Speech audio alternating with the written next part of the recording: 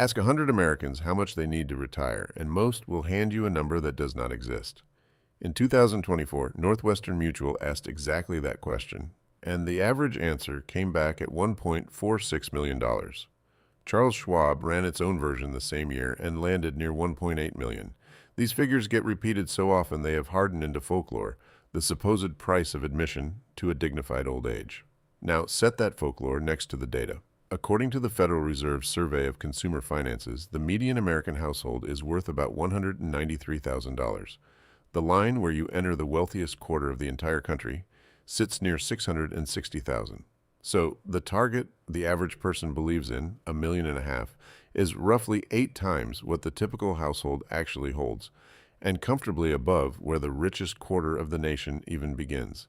There are only 2 ways to read that. Either the entire country is doomed, or the target is wrong. It is the second one. And the interesting question is not how the number got so large. It is who benefits from you believing it. Because the real threshold, the point where the mathematics of your money quietly reverses direction, is not $1 million. It is $600,000. And almost nobody tells you that it happens. This is not a magic number. $600,000 will not fund a mansion, and it does not behave identically for everyone. But it is a real, measurable line where 3 things change at once. What your money earns relative to you, how dangerous a market crash actually becomes, and what your own mind starts doing to sabotage both.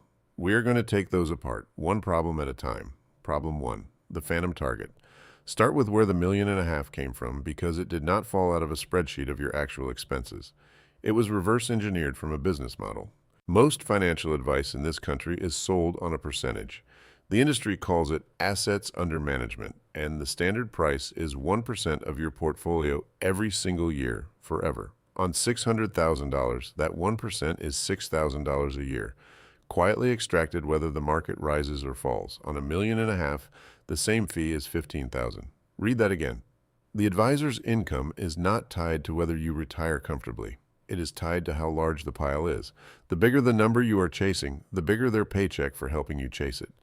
Now sit in that chair for a moment. A saver walks in at 58 with $600,000 and asks the only question that matters. Do I have enough? As you are about to see, the mathematically honest answer is often yes. But yes, you have enough ends the relationship.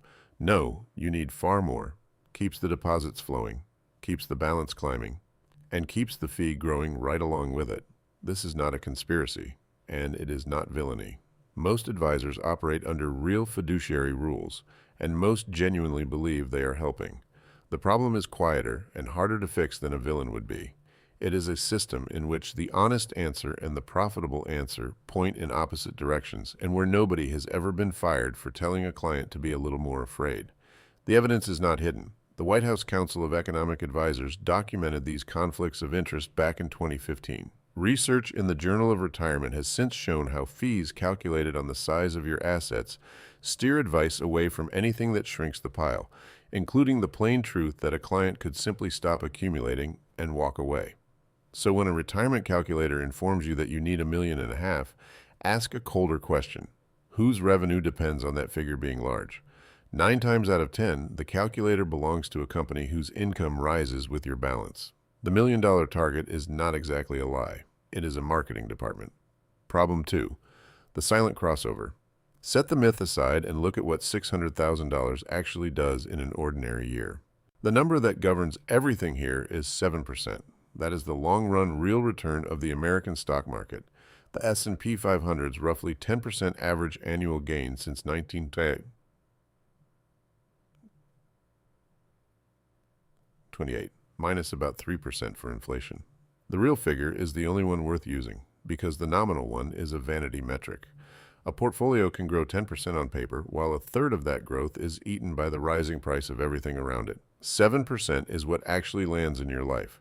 Apply 7% to $600,000 and you get $42,000.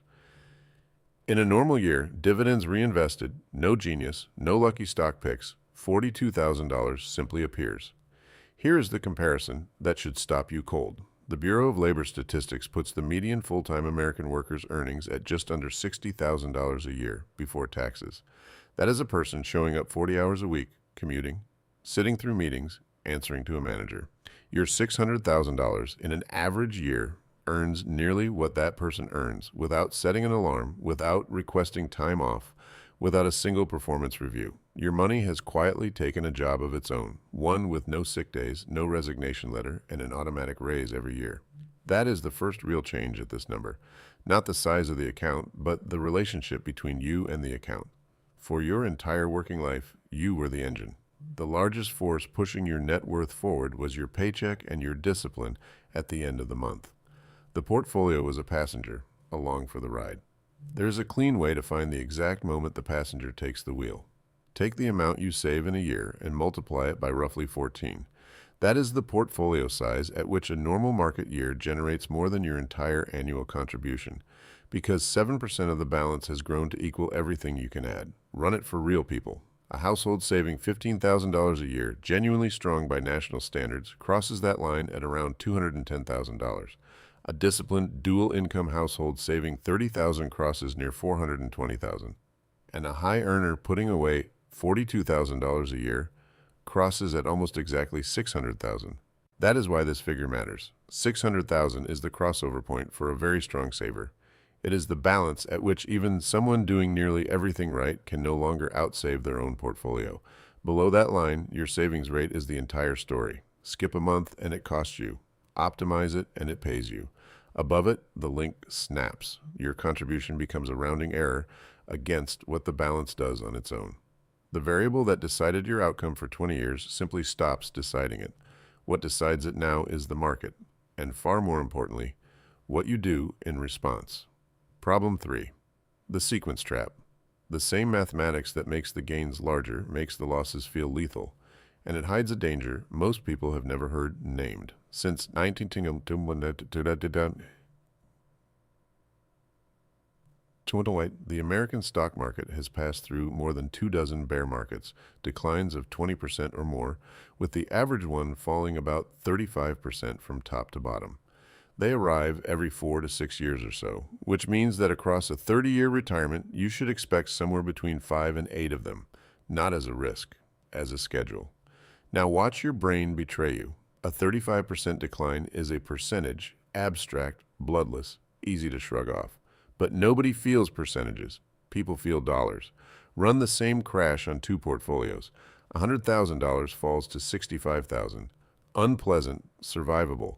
$600,000 falls to $390,000. Identical percentage, identical crash, but the second person just watched $210,000 evaporate. That is more than many Americans earn in 4 years, gone on a screen in an afternoon. And that very physical feeling is what makes a person who did everything right for 2 decades do something catastrophic in a single sitting. Sell everything, flee to cash, and wait for a calm the market never announces. But the crash itself is not the real threat. The real threat has a name: sequence of returns risk. Here is how it works. Suppose you retire, and in your very first year, the market falls 20%. Your $600,000 is now $480,000. Markets recover, you know the history, but you still have to eat. So you withdraw your planned $24,000. Look closely at what just happened. You did not withdraw 4%. You pulled $24,000 from a $480,000 base, an effective rate of 5%, out of a portfolio that now has to climb back with fewer shares inside it. The shares you sold at the bottom are simply not there for the recovery. Do that 2 or 3 times in the first 5 years of retirement, and you can go broke even in a scenario where the average annual return was perfectly respectable. The average does not save you. The order of the returns does. The cruelty of the design is almost elegant. The moment in your life when you hold the most money you have ever had, and therefore have the most to lose, is the exact moment your income depends on that money, and your nerve is at its thinnest. The fix, mercifully, is boring. You hold a cash buffer, 1 to 2 years of planned withdrawals, somewhere around $24,000 to $48,000 sitting outside the market. When a downturn hits, you spend the cash and leave the portfolio untouched. You never sell a single share at the bottom because you never have to. Holding that much cash earning almost nothing feels wasteful. It is not an investment. It is insurance against your own worst instinct. Which brings us to the question underneath all of it. How much does this portfolio actually need to pay you? Start with the rule everyone quotes and almost no one has read. In 1994, a financial advisor named William Bengen took every stretch of market history from 1926 onward, the Depression, the stagflation of the 70s, every war and every crash, and asked one brutal question. What withdrawal rate would have survived every single 30-year retirement in that entire record? The answer was 4%. Withdraw 4% of your starting balance in year one, adjust it for inflation after that, and historically the money lasted the full 30 years every time. On $600,000, that is $24,000 a year indexed to inflation with a century of history behind it. The research did not freeze in 1990. Recent analysis from Morningstar has nudged the sustainable rate to just under 4%, and the reason is unglamorous. Bond yields recovered. With the 10-year Treasury yielding around 4% again, the boring half of the portfolio finally pulls its weight. But be honest about the limits. 4% was engineered for a 30-year retirement. Quit at 65, plan to 95. Stretch the horizon to 40 or 50 years for an early retirement, and the honest rate drops toward 3.3%. Anyone selling you 4% works forever is selling you a timeline that was never in the data. And here's the piece the million-dollar myth conveniently forgets. You are not retiring on the portfolio alone. There is a second income stream, inflation-adjusted, government-backed, and lasting exactly as long as you do. The Social Security Administration puts the average retired worker's benefit at roughly $2,000 a month, about $24,000 a year. Stack them. Portfolio withdrawal plus Social Security gives a single retiree with $600,000 a combined income near $48,000 a year for life, both streams rising with inflation. For a married couple, two benefits stack and push the household past $60,000. That is not a desperation budget. That is a funded retirement. Not lavish, not a private jet, but mathematically, historically, boringly covered. Problem 4. The enemy in the mirror. If the math works at $600,000 for an ordinary person, and the industry has a financial reason to tell you it doesn't, there is still one adversary left, and it is not the market. It is you. Start with a finding that should genuinely unsettle you. In 2025, researchers David Blanchett and Michael Finke published a study in the Financial Planning Review examining what retirees actually do, not what the models prescribe, but what real people withdraw. Retirees with $100,000 or more pull, on average, around 2% a year. That is roughly half of what the 4% rule permits. Real people with real money systematically underspend every projection the industry builds for them. The fear machinery warns that you will burn through your savings. The data says the opposite risk is the common one, that you will die with far more than you retired on, having denied yourself a decade of living for a danger that never arrived. Why does that happen? Because at $600,000 for the first time, the balance finally looks like real money. And for once, that feeling is accurate. You are holding nearly triple what the median household has. The Federal Reserve puts the median net worth of Americans aged 55 to 64, the peak earning, peak saving stretch of anyone's life, at about $364,000. You are ahead of that by more than half. Against your age group, against the country, against almost any honest yardstick, you are objectively, verifiably ahead. And that sensation, this is finally serious money, is precisely the trigger. Because a feeling has no idea how compounding works. This particular feeling produces two mistakes that are mirror images of one another, and both arrive dressed as wisdom. The first is panic-proofing. You look at the balance, and a quiet voice says, "We cannot afford to lose this now." It sounds like maturity. So you begin shifting money out of stocks and into the safe things, bonds, cash, anything earning around 3%, because watching $200,000 swing in a bad year is more than your stomach agreed to. Now price that caution. Take a 50-year-old with $600,000. Left invested at 7%, that balance grows to roughly $1.66 million by age 65. Moved into 3% assets instead, it reaches about $935,000. The difference is around $720,000. That is the price of never having to feel afraid, paid by selling the single most productive stretch of compounding your money we'll ever see. At the exact moment, the balance finally grew large enough for compounding to matter. The second mistake is the opposite temperament with the same root. Call it coasting. The balance feels safe, so you exhale. The savings rate that built the portfolio starts to soften. A nicer car here, a renovation there, contributions quietly shrinking because look at the balance. Surely the hard part is done. Except the hard part was not done. It was about to begin. The years right after 600,000 are the years the compounding curve bends upward hardest, where a single year of growth can outweigh several years of your old contributions. Easing off now is training for a marathon and then strolling the final mile because the finish line is in view. Notice what both errors share. In one, fear takes the wheel. In the other, comfort does. In both, the balance became real, the feeling took over, and the arithmetic was demoted to an advisor nobody listens to. 2 decades of discipline can be undone, not by a crash or a bad investment, but by a feeling that happened to have access to the sell button. So here is what this threshold actually demands, and it is the reverse of everything that got you here. Every year before this line rewarded effort. Save more, earn more, and the needle moved. That trained you to believe progress comes from action. But above the line, a 20% gain adds $120,000, 10 years of hard saving delivered by a year in which you did nothing at all. Your effort has become statistically irrelevant to the outcome.